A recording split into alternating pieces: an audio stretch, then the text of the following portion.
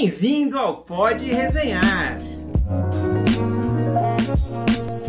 Olá! Hoje é dia de falarmos de coleção clássica Marvel Homem-Aranha. É o volume 10 da coleção e o volume 2 da série cronológica do Homem-Aranha.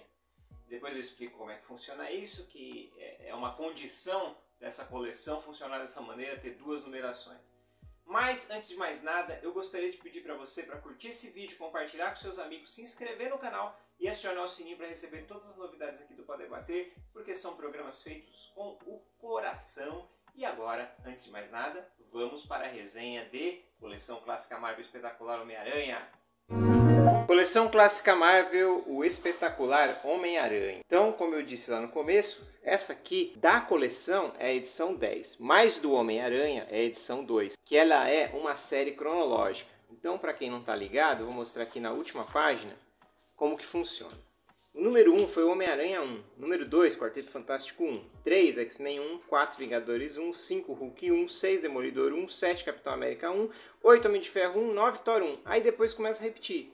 10, Homem-Aranha 2, que é esse, 11, Quarteto Fantástico 2 e assim por diante. No final, o X-Men vai estar no volume 4, Quarteto no volume 13, Homem-Aranha no volume 10, Demolidor no 5, Thor no 9, Vingadores 6, Homem de Ferro 6, Capitão América 3, Demolidor 4 e Hulk 4. Então, essa série na Itália, ela é baseada numa coleção italiana, ela já está no volume 200, 250, já passou. Já tem outros heróis, além desses aqui que estão nessa coleção. Mas enfim, aqui estão programados 60 volumes, já deve estar saindo aí o 20 e pouco. E aí eu vou fazer todos os volumes. Promessa, é dúvida? Não sei, talvez seja dívida, mas por enquanto é dúvida. Então vamos lá, vamos começar com essa aqui, coleção clássica Marvel, volume 10, Espetacular Homem-Aranha.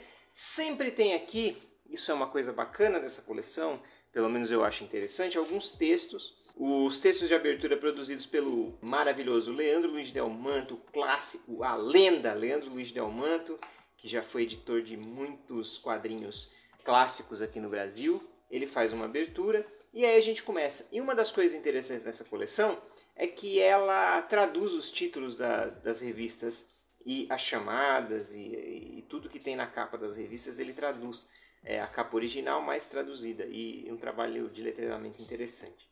Então aqui começa com a introdução do Lagarto. Lembrando que essas aqui são as primeiras histórias do Homem-Aranha lá da década de 60, de 63 essa história. Então são aquelas histórias mais juvenis, né? São para criança e pré-adolescente. Então aqui as histórias são bem pueris, assim, né? São com conclusões muito simples e talvez até falando bobas, mas assim, simples. Vamos manter o simples que eu acho que é mais legal. Aqui a gente tem em todas o roteiro do Stan Lee e nessas edições o desenho também do Jack Kirby. Porque o desenhista oficial do Homem-Aranha é o Steve Ditko, que é o criador e o desenhista oficial. Mas aqui a gente tem algumas edições, uma ou duas edições desenhadas pelo Jack Kirby. E todas as artes são do Steve Ditko, desenho e arte final. Então vamos lá, a história e a introdução aqui do Lagarto. Primeira aparição é o Dr. Kurt Connors, que ele perde o braço. E aí ele faz umas pesquisas com o Lagarto para regenerar o braço, mas dá errado e ele se transforma aí no vilão, no Lagarto. E aí a gente tem o nosso J. Jonah Jameson, que é um produtor de fake news e um excelente assim, ironicamente, um péssimo patrão, né? Ele abusa dos funcionários, ele faz fake news, é uma péssima pessoa, o Dr. Jonah Jameson. Mas ele sofre um pouquinho nas mãos do Homem-Aranha aqui. Os desenhos do Steve Ditko continuam com aquela personalidade que lhe é peculiar, aquele traço fininho, né? aquele traço bem redondinho. Aqui a gente pode passar um pano pela rapidez que eles tinham que produzir na época, né? Porque assim, nem todos os quadros têm cenários. Tem os quadros aqui que tem os fundos aqui que não tem, mas nos quadros onde ele consegue fazer os cenários, o destaque é muito legal. E aqui é impressionante como ele faz os cenários da floresta, né? Porque aí o Homem-Aranha tem que viajar para a Flórida, aonde o Dr. Kurt Connors faz a pesquisa, e é interessante porque aí tem os jacarés da Flórida e tal, ele já faz essa ligação. Então aqui tem as aventuras aqui, elas ainda terminam, começam e terminam na mesma edição, ainda não tem aquelas continuidades, e o que eu acho interessante nessas edições aqui é o tanto de coisa que eles colocam numa história só. A inventividade desses caras aqui para uma história só é muito impressionante, né? A segunda edição a gente tem aqui o Abutre, Olha lá, o velhinho simpático que voa com essas asas aí.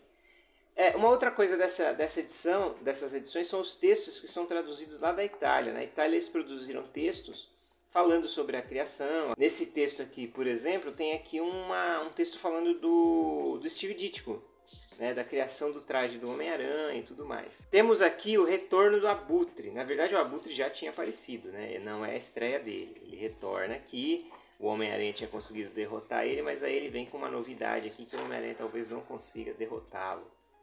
É uma história bem interessante. Como eu disse, tem muita coisa nessas histórias aqui. Às vezes os desfechos não são... Essa história aqui do Cérebro Vivo é engraçado, porque aqueles robôs da década de 60, né, que são aqueles robôzões quadradões lá, não tem nada a ver com o que a gente viu depois na ficção científica. E aí esse Cérebro Vivo, como ele é um robô que faz vários cálculos muito rápidos, aqui ele deduz a identidade secreta do Homem-Aranha. E o Homem-Aranha está de saco cheio do Flash Thompson, ele arma uma luta com o Flash para derrotar o Flash. Só que aí ele tem que deter esse robô, então ele sai da luta e tal.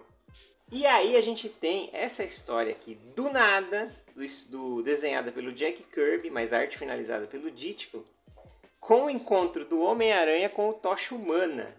E assim, nada a ver essa história aqui. Foi a história tapa-buraco mesmo. Tá lá o Homem-Aranha aqui invejando o Tocha Humana num carro. Aí ele começa a sair no palco com os dois. De repente aparece o Quarteto Fantástico. Essa história aqui realmente botaram aqui só pra colocar os heróis se encontrando aqui. É uma historinha bem nada a ver essa daqui. Além disso tem o Homem-Aranha lá, a Azaranda, a Sue Richards. Nada a ver isso aqui. Aí a estreia de mais um herói da galeria de vilões do Homem-Aranha, do Electro.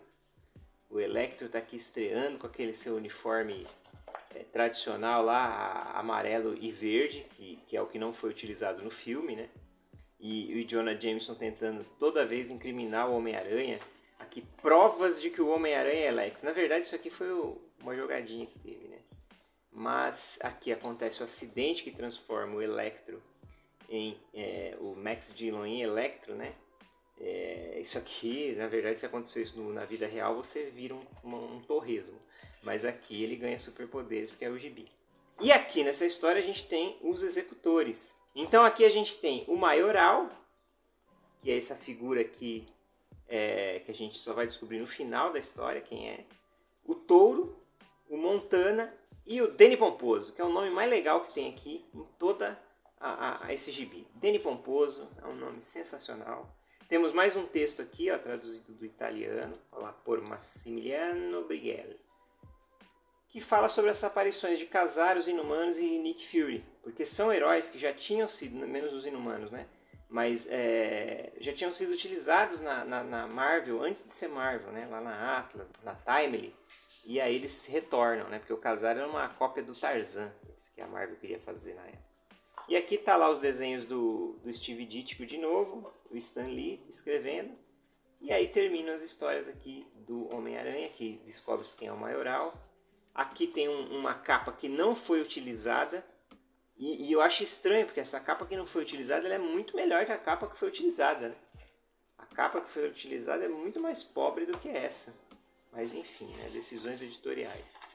E aí a gente tem os leitores, super leitores, mais nosso amigo Gustavo Vícola, que já deu entrevista aqui no programa, Eric Vinícius, Ed Wagner, Renato Arlen. Essa parte da revista é uma forma de repetir aquelas sessões de cartas que tinham nas revistas antigamente. Então chamam algumas pessoas conhecidas aqui, né? O Gustavo Vícola é jornalista, é editor da revista Mundo dos Super-Heróis. O Eric Vinícius, ele tem um site que é o aracnofan.com.br.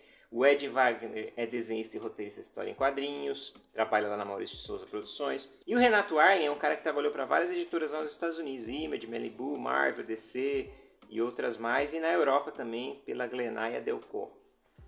Então é isso, e aí o próximo é o Quarteto Fantástico.